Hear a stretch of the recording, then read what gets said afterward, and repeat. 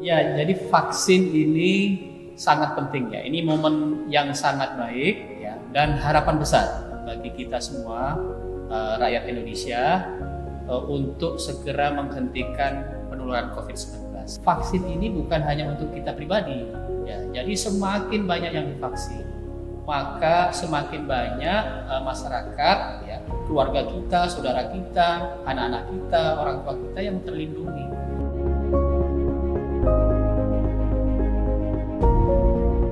Semua vaksin yang akan disuntikkan ke masyarakat, ya, ke rakyat, ke orang per orang, itu harus terjamin keamanan dan efektivitasnya. Otoritas di Indonesia dilakukan oleh Badan POM dan standarnya sama, prosedur standarnya sama karena itu standar internasional yang dikeluarkan oleh WHO.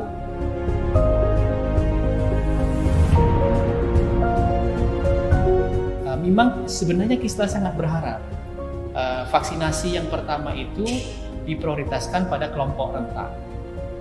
Kelompok rentan ini banyak. Salah satunya kelompok rentan dan mungkin sangat rentan adalah tenaga kesehatan. Kenapa sangat rentan? Sekarang tenaga kesehatan yang tertular banyak sekali dan yang gugur itu sudah lebih dari 500 orang. Sehingga diprioritaskan mendapatkan vaksin pertama kali supaya kekebalan di tubuh tenaga kesehatan terbentuk. Dengan seperti itu maka dia tidak gampang tertular. Ini sangat penting untuk mengurangi kematian pada petugas kesehatan.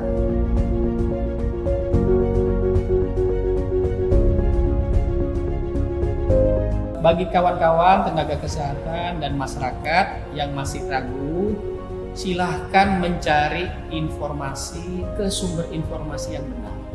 Jangan mencari informasi di sosmed yang mungkin sumbernya tidak valid.